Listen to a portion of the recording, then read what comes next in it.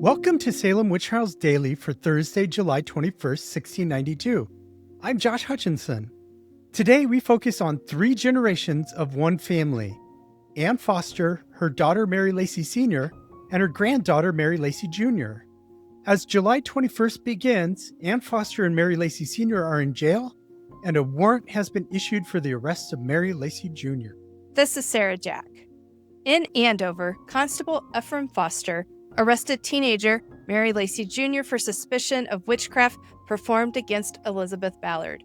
As we noted yesterday, Ephraim, 2 men and 2 women, searched the home for poppets and found a parcel of rags, yarn, tape, and a parcel of quills tied up. No one in the family could account for why the items were tied up. Ephraim delivered the bundles to the magistrates. The Salem magistrates, who were now called Justices of the Peace, examined Mary Lacey Jr. along with her mother Mary Sr. and her grandmother Anne Foster. 3 generations from one family, as I mentioned, were accused because witchcraft was believed to be passed primarily from mother to daughter, a belief still held by many people around the world today.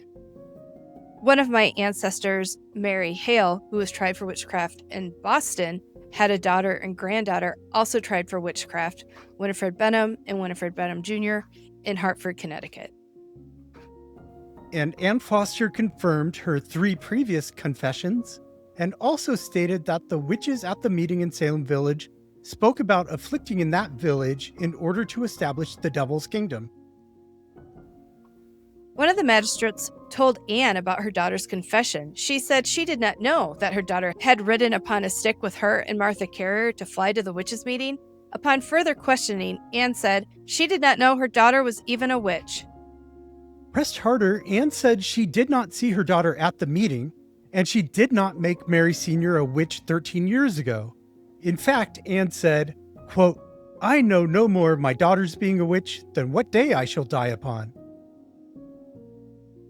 And then the magistrates called in Mary Lacey Sr. to examination. She said, "O mother, how did you do? We have left Christ, and the devil hath got hold of us. How shall I get rid of this evil one? I desire God to break my rocky heart, that I may get the victory this time." A magistrate asked Anne Foster, "What God do witches pray to?" And she answered, "I cannot tell, the Lord help me." When asked how long ago they were baptized, Mary Lacey Sr. said 3 or 4 years ago. The devil baptized them by dipping their heads in the water at Falls River. 6 people were baptized that day, including some of the higher powers. Now authorities called Mary Lacey Jr., freshly arrested, into the room, and Mary Warren allegedly had a violent fit. The magistrates ordered the touch test to be performed. While Mary Warren was still in her fit, Mary Lacey Jr. was told to put her hand on the afflicted woman's arm, which supposedly brought about Mary Warren's recovery.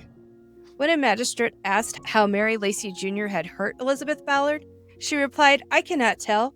Where is my mother that made me a witch? I knew it not." Mary Lacey Jr. was also asked to look upon Mary Warren, quote, "in a friendly way," but when she tried, Mary Warren had a fit. The justice then asked, quote, "Do you acknowledge now you are a witch?" And Mary replied, "Yes."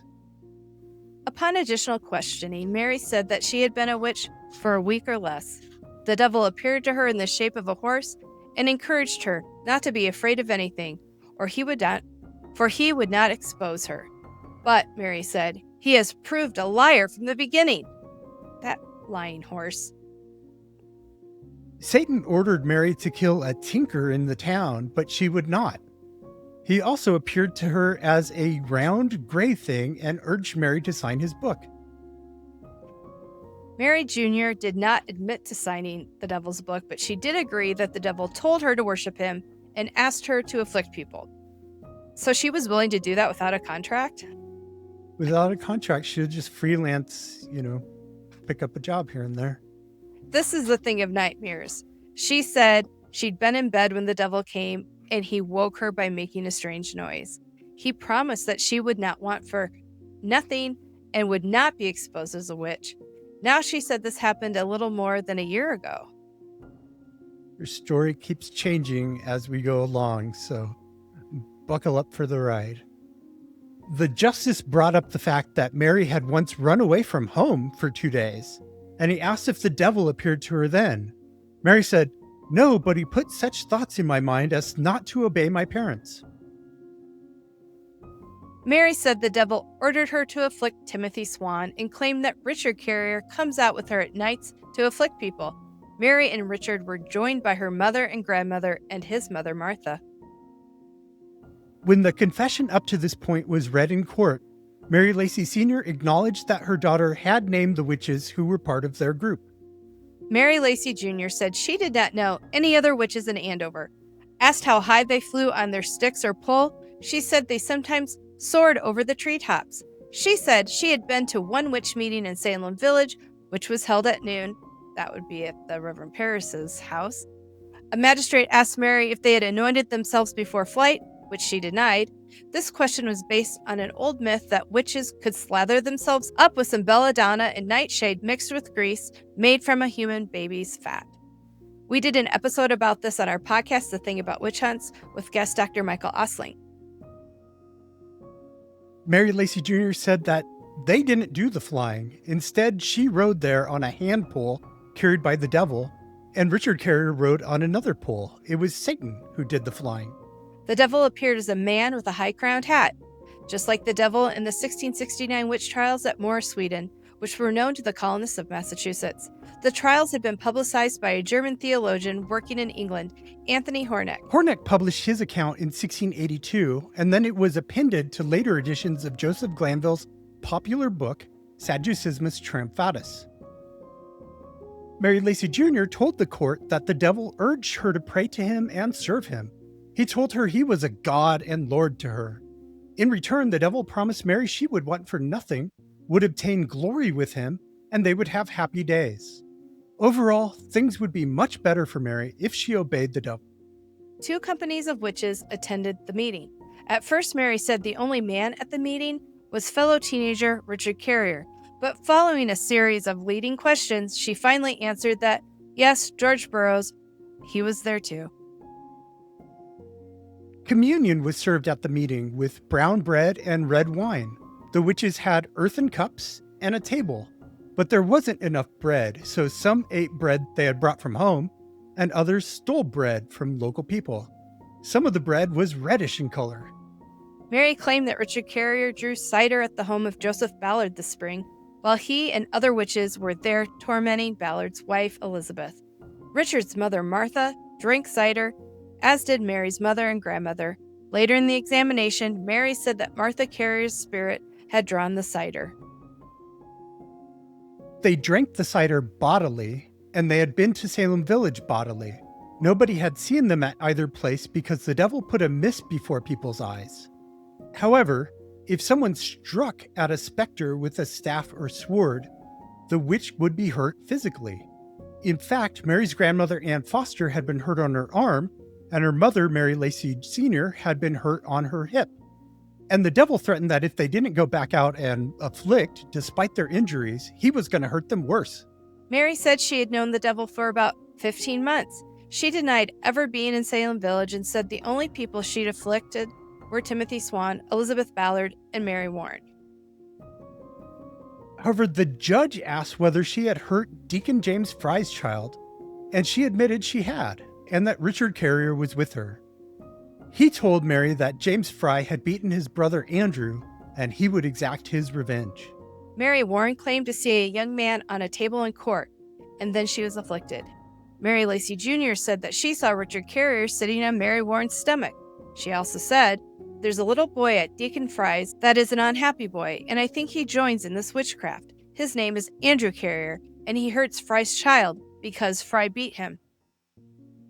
Mary Lacey Jr. also stated that the devil instructed the witches to recruit others. If they don't make others set their hands to the devil's book, he will tear them in pieces. The judge asked Mary if she had the book. Can you imagine? Anyway, Mary said, "No, the devil keeps it, and he goes along with us, and we persuaded persons, and then he sets down their names in blood." This method of recording the names of witches was slightly different than what was described by previous witnesses who had presented 2 scenarios. According to them, a witch either signed the book directly or simply touched it and their name was added. In fact, Mary Warren was one of the people who had said she just touched the book and her name showed up on there. Mary Lacey Jr. contradicted herself after the next question, which was, "What do you write with?" Mary said that she, her mother, and her grandmother had personally signed the book with pens. Now Mary Lacey Jr. said that Andrew Carrier had gone along with her and Richard Carrier to afflict James Fry's child. And Richard Carrier had a document which his mother, Martha, had told him to never show anyone, a document that the devil had given to her. This paper would supposedly make Richard as good as his mother. But that part's not explained, what it means by as good as his mother. She was supposed to be the queen in hell, and maybe he would be on a similar level with this devil paper. But Mary said that Martha Carrier was a witch in Billerica before she came to Andover. Asked what murders Martha had committed, Mary said that she had killed 2 of her own brothers, a brother-in-law, Andrew Allen, John Allen, and James Holt. Martha had had a big disagreement with James Holt about a day's work. The magistrates asked what children Martha Carrier had murdered, and Mary said she killed Goodman Fry's child, Christopher Osgood's wife, James Holt's child, and Andrew Allen's child. Martha used pins, needles, and knitting needles to stab her victims' hearts. The witches also hurt people by using poppets, images that represented the victims. According to Mary, Martha Carrier would appear to them as a black cat or a bird and tell them who she was. These cats also somehow fed from Martha's body. The judge asked about the devil calling 77 witches' names, and Mary said that she had heard that. The devil urged the witches to do his commands, and it would be better for them, and they should obtain crowns in hell.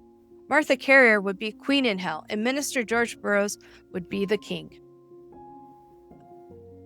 Asked whether she thought the devil hurt in the shape of anyone without their consent, Mary flatly said no.